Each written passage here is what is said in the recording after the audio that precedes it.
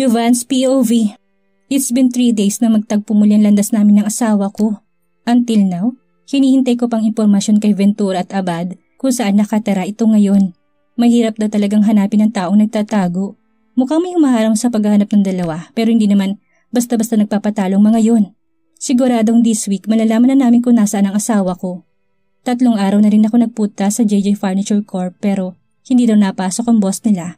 Mukhang nagtatago na naman ang asawa ko sa akin. Tsk. Malaman ko lang talaga kung saan siya nakatira. Wala na siyang magagawa pa. Hindi na siya makakapagtago pa sa akin. Nandito ko ngayon sa opisina ko. Tapos ko nang pirman mga papeles na binigay sa akin ni Eva kahapon. Wala rin akong meeting ngayon.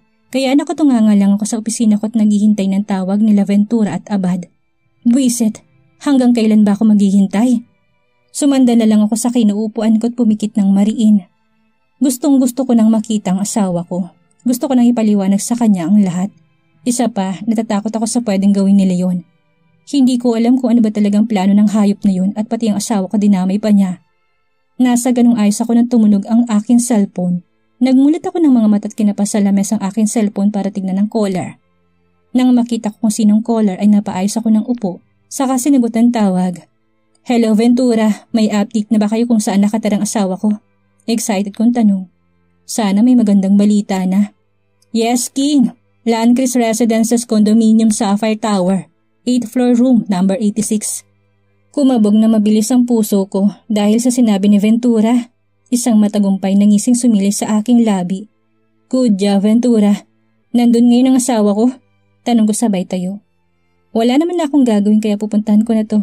Kinuha ko ng susi sa lamesa at mabilis naglakad palabas ng opisina ko. Yes, King. Hindi lumalabas ngayon si Ma'am Alexa. Mukhang nagtatago to sa'yo. Mas lalo akong napangisi. Wala ka ng takas ngayon, wife. Okay, thank you, Ventura. You're welcome, King. Good luck. Yeah, thanks. Ganahang you. Wait, King. Don't forget to buy gift and food kapag pumunta ka sa unit ni Ma'am Alexa. Hindi ko man nakikita si Ventura pero ramdam kong nakangisi ang lalaking ito. Pero okay din ang suggestion niya. Okay, sige. Dadaan muna ako sa mall. Alright, King. Good luck. Sana magkabati na kayo ni Ma'am Alexa. Oo nga pala. Kami nang bahalang magpatulog sa bodyguard na nakabantay kay Madam. Saka sa CCTV footage para hindi malaman ni Leon ang pakikipagkita mo kay Ma'am Alexa. Dapat walang alam ang gagong yun. Maasahan ko talaga silang dalawa ni Abad. Alam na alam nilang gagawin kahit hindi ko pa iutos. Good job. Ibababa ko na to. Bye. May sasabihin pa sana ang loko nang babaan ko na siya ng tawag at tumigil sa harap ng desk ni Eva. Eva, may pupuntahan lang ako. Kapag may naghanap sa akin, sabihin mo umalis. Bukas na lang ako tatanggap ng bisita or anything. Nagmamadali kong sambit. Okay, sir. Tumalikod na agad ako saka nagtungo sa elevator. Dadaan muna ako sa mall para bumili ng regalo at pagkain. Napangiti ako.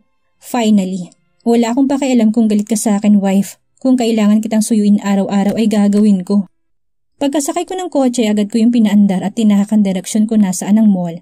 Buti na lang walang traffic kaya nakarating agad ako. Imbis na sa mamahaling kainan ako bumili ng pagkain, ay mas pinili kong pumasok sa fast food chain.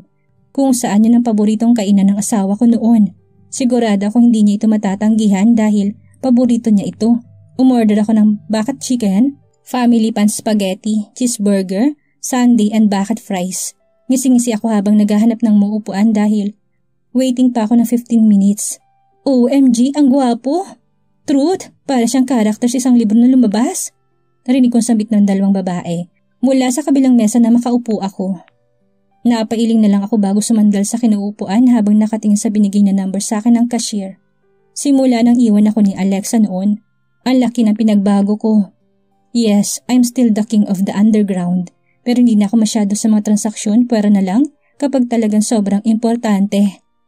Hindi na rin ako pumapatay. Pinili kong baguhin ang sarili para kay Alexa.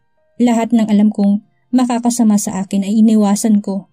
I want to be the perfect husband for her. Lilinisin kong pangalan ko. Hindi ko hayaan na kamuhian ako ng babaeng mahal ko. Tumayo na ako nang tawagin ang number ng hawak ko.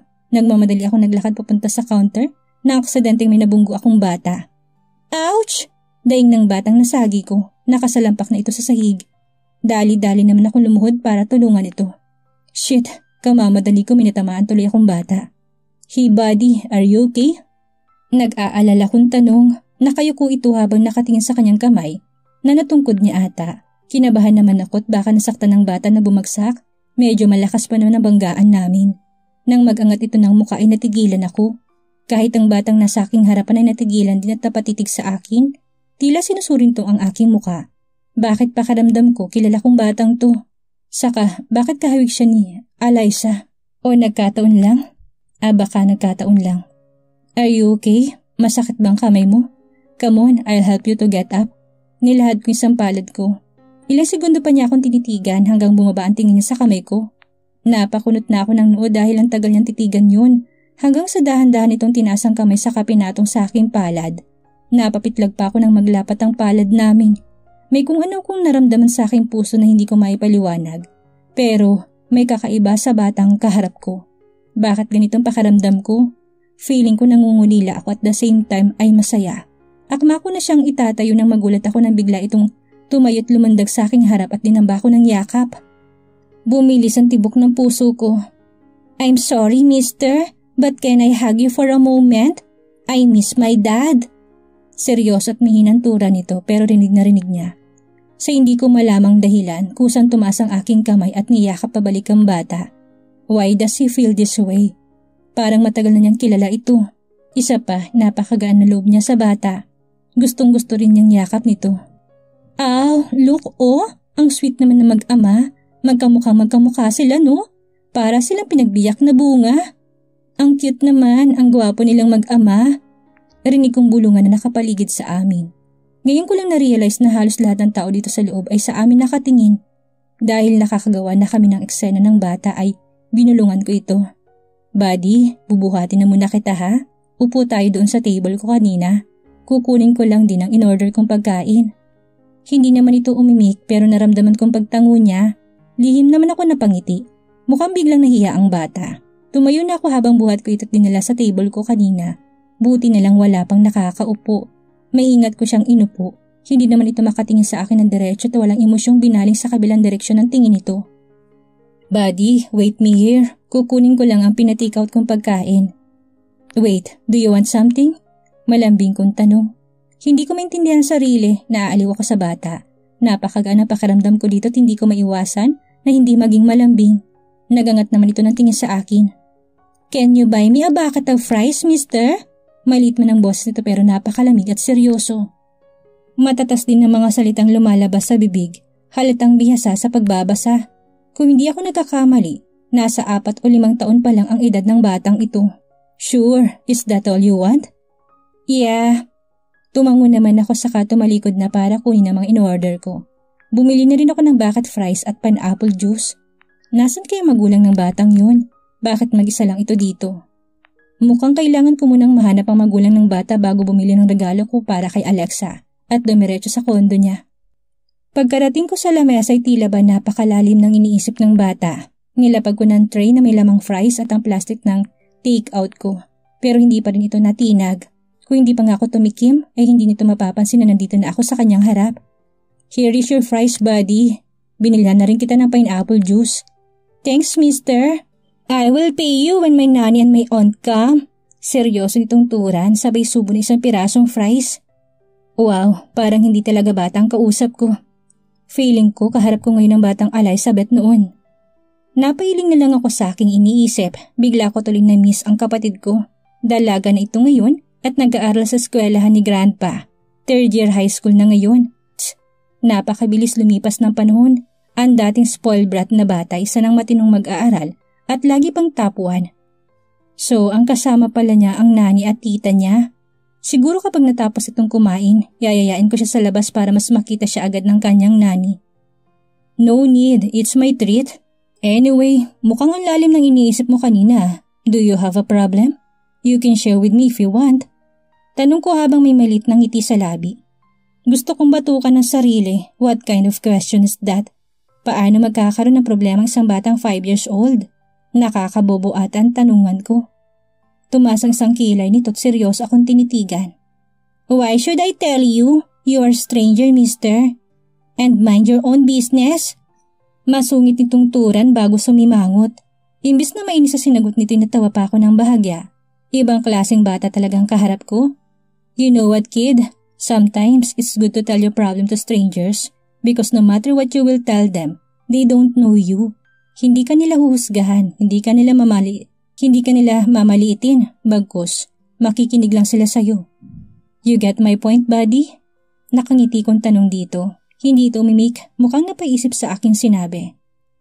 Well, naalala ko lang ang sinabi sa akin ng asawa ko noon. Nag-uusap kami dati at bigla niyang sinabing mga salitang yun. Kumuha na ako ng isang pirasong fries saka sinubo. Bigla naman ito nag-angat ng tingin sa akin at masama akong tiningnan. Kinuha rin itong bucket fries at niyapos. Don't you dare take my fries again, mister. This is only mine. Understand that? Seryoso nitong turan habang matatalim ang tingin ang ginagawad niya sa akin. Napatigagal naman ako. Wrong move. Mukhang paborito nitong fries. Sorry for that, buddy. Nakangiwi yung sambit ko. Inismidan lang naman ako nito saka pinagpatuloy ang pagkain ng kanyang fries. Suplado? Sumandal ako sa aking kinauupuan habang ang mga mata ay nakapukol lang sa batang nasa aking harapan. Kumain na lang ulit ito at hindi na muling nagsalita. Mukhang ayos sabihin sa akin kung may problema ba siya o may kinakasama ng loob. Baka nahihiya, saka baka may gusto lang itong ipabili sa kanyang tita pero hindi nabili. Baka yun ang problema nito. Hindi nakaligtas sa akin ang lungkot sa mga mata nito habang nakamasid ako sa kanya. Parang may kumurot sa aking puso dahil sa nakikitang lungkot sa mga mata ng bata. Bakit ganitong epekto nito sa akin? Kanina pa talaga ako nagtataka sa nararamdaman ko. Habang kasama ko ito, parang iba ako. Masaya ako sa presensya niya. Ewan, siguro gusto ko na rin magkaroon ng anak kaya ganitong nararamdaman ko. Mapait ako napangiti dahil sa naisip, kung hindi sana lumayo si Alexa, kung hindi sana ito nagalit sa akin, baka ngayon masaya na kami. Baka may mga anak na kami at masayang pamilya. Hey, you okay? You look sad. Napakurap-kurap naman ako nang marinig ang nag-aalalang tinig ng bata. Nakatingin na ito sa akin. Mabilis naman akong ngumiti saka umiling. I'm okay, buddy. May naalala lang. Anyway, nasan palang tita at nani mo? Bakit hindi mo sila kasama? Nawala ka ba? Gusto mo pumunta tayo sa security office para i-page ang name ng tita o nani mo? Baka nag-aalala na sila sa'yo. Pag-iiba ko ng usapan, kailangan ko na rin siyang maibalik sa tita niya para makaalis na ako. Gustong-gusto ko nang makita ang asawa ko. Saka lumalamig ng pagkaing binili ko. Bigla naman itong umiwas ang tingin saka sumandal.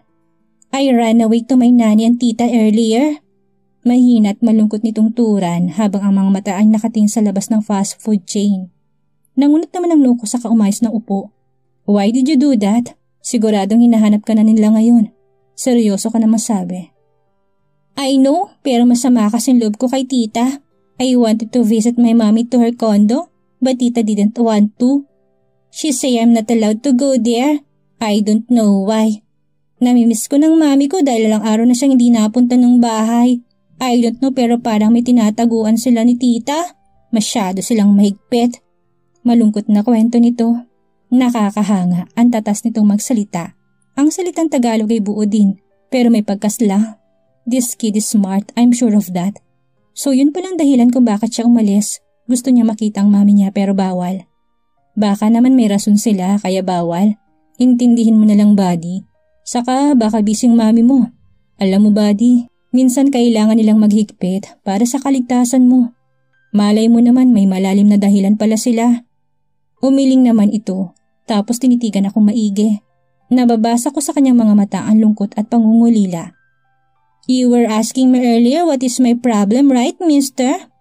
Actually, I'm a little disappointed to my mom. I love her so much, but I don't understand why she's so mad at my daddy. Gusto kong malaman yung totoo. Akala ni mami wala akong alam, pero ilang beses ko na silang naririnig na nag-uusap ni tita at ni dada about kay daddy. Hindi ko alam kung anong nagawa ng daddy ko. I want to ask my mom, that's why gusto ko siyang puntahan sa kondo niya. I want to know the truth. Ilang buwan ko na rin tinitiis ang mga katanungan sa aking isip. Malungkot nitong kwento. I'm sorry if I hugged you earlier. I just miss my real daddy. I want to see him. I want to know him. Ito palang dinaramdam ng bata, kaya pala napakalungkot nito. Hindi niya kilalang ama at gusto niya itong makita at makilala. Sa murang edad ito na agad ang iniisip at pinoproblema niya. Imbis na puro laro lang muna. Kaya siguro ganito ang pag-isip at magsalita. Masyadong matured. It's okay, at least kahit papano Diyos mio, James! Nandito ka lang pala. Kanina ka pa namin hinahanap ng tita mo.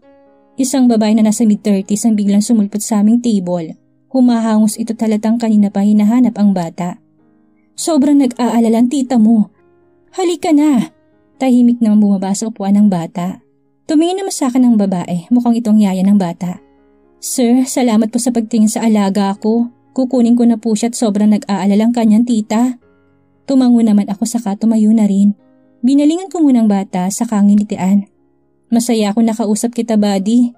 Don't worry, everything will be okay. Huwag ka na ring malungkot. Sige, mauna na ako. Paalam ko saka kinuha ang plastic ng pagkain na in-order ko. Thank you, mister. I hope to see you again. Nginitian ko naman siya saka tumango bago naglakad na palabas. Masaya ako nakausap kong batang yun, pero masasaya ako kapag nakita ko ngayon si Alexa at makausap. Sana lang, hayaan niya ako magpaliwanag. Habang lula ng elevator si Jovan, abot langit ang kanyang kaba. Sa tanang buhay niya, ngayon lang siya kinabahan ng ganito. Ibang usapan na kapag asawa niya ang pinag-uusapan. Nang bumukas ang elevator, sa tamang palapag umayos ng tayo si Jovan at bumuga muna ng hangin para pakalmahin ang sarili. Saka lumabas at tinungo ang unit ng kanyang asawa. Makiilang ulit bumuntong hininga si Jovan, kinakalmang sarili bago lakas loob na pinindot ang push button ng door chime ng unit ng asawa. 3 beses niyang ginawa yun bago bumukas ang pinto at niluwa ang kanyang asawa na halatang katatapos lang maligo dahil may tuwalya pa sa ulo nito. Hi, bati niya habang kiming nakangiti.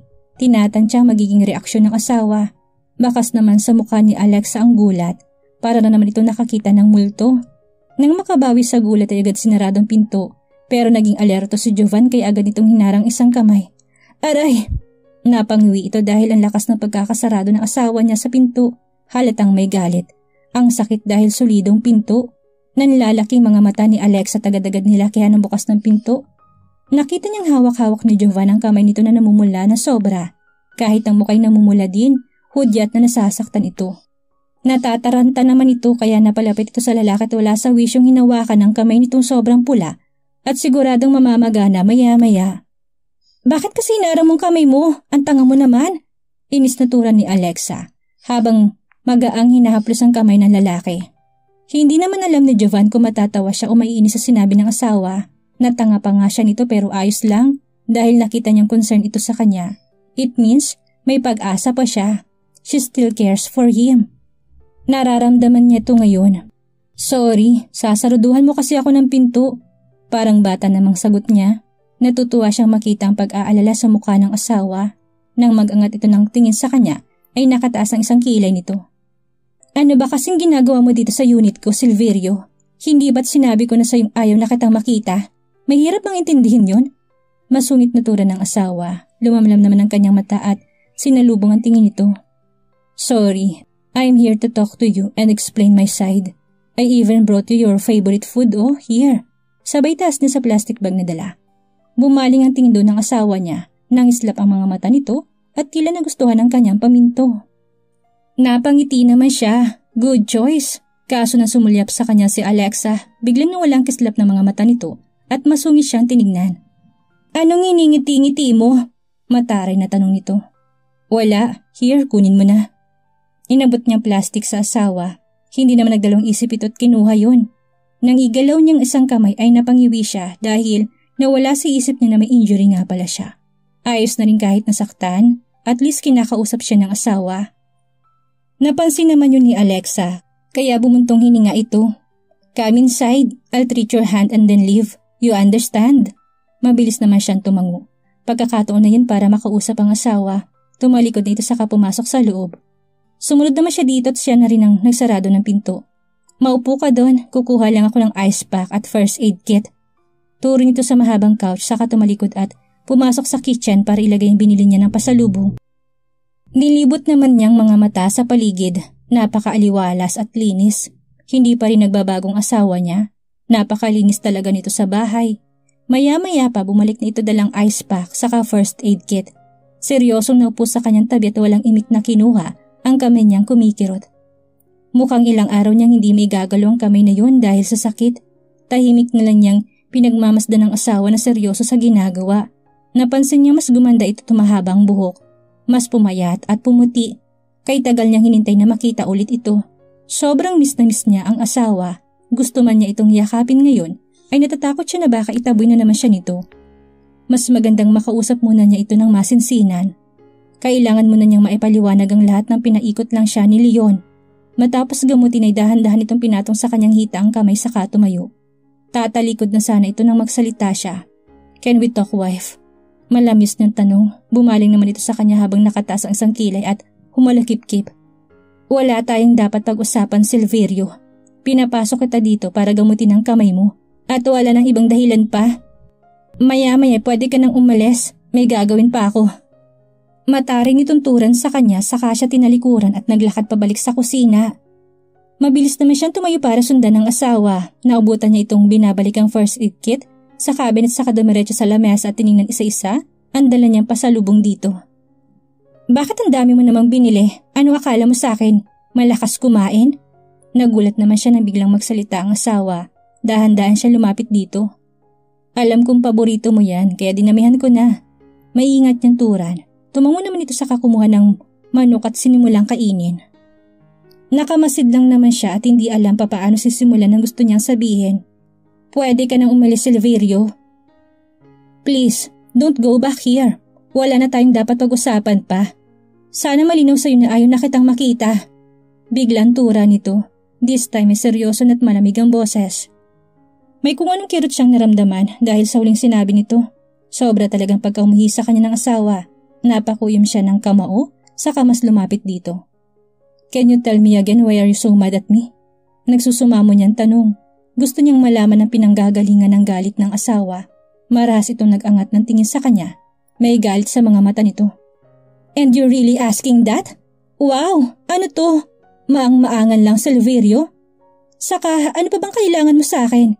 Hindi ba't masaya ka na sa buhay mo ngayon? Bakit ginugulo mo na naman ako?" Tumaas ng boses nito. Sumeryoso na rin siya. "Paano mo nasabing masaya ako sa buhay ko, wife? 6 na taon kitang hinanap. Bakit ganyan na lang ang galit mo sa akin? Hindi ba't kaya ka umalis noon dahil masama ang loob mo sa akin? Dahil akong sinisisi mo sa nangyaring ambush? Yun lang ang alam kong kinagalit mo sa akin. Nalaman mo mga tao ng underground ang dahilan kung bakit namatay si Mama. Gus." Hindi niya natuloy ang sinasabi nang galit na sumingit ang asawa saka masama siya tinitigan. "Stop calling her Mama. Hindi mo siya ina. Nang dahil nga sa'yo kaya nawala ang nanay ko. Hindi naman aksidente ang nangyari noon. Sinadya ng mga tao sa organisasyon niyo ang pagpatay kay Mama dahil sa utos ni Suzuki. Dahil sa galit sa'yo kaya naghiganti si Suzuki at ang mama ko." Wait. Papaano nasama si Suzuki? Paano siyang nag-utos? Nagugulahan tanong niya. "Hindi mo alam? Buhay si Suzuki. Sabi mo patay na siya pero buhay pa pala. Dahil hindi mo naman napuruhan at napatay. Gumanti nga siya sa'yo't ang nanay kong ginantihan. Dahil sa'yo kay nawala ang nanay ko, kaya hindi kita mapapatawad." Napamaang siya sa nalaman. Hindi siya makapaniwalang tumingin sa asawa niya. Tangna, ito ang pininiwalaan nito? Isang kasinungalingan. "Sino nagsabi sa'yo niyan? Si Leon ba? Bullshit, naniwala ka naman sa kanya ng ganong kadali, wife? Paano mo pinagkatiwalaan ang hayop na yun?" Hindi na niya mapigilan ang mapasigaw dahil sa nalaman. Tama nga siya, nalaso ng Leon na yun ang isipan ng asawa. At bakit hindi ko siya paniniwalaan? Totoo naman ang mga Patay na si Suzuki, goddammit. Sino bang mabubuhay kung puro baril ang dibdib nito? Natameme naman ito't hindi makapaniwalang nakatingin sa kanya. Gulat na gulat sa kanyang sinambit. Paniwalaan kaya ni Alexa ang mga sinasabi ni Jovan sa kanya? Malinis kaya ni Jovan ang pangalan niya kay Alexa?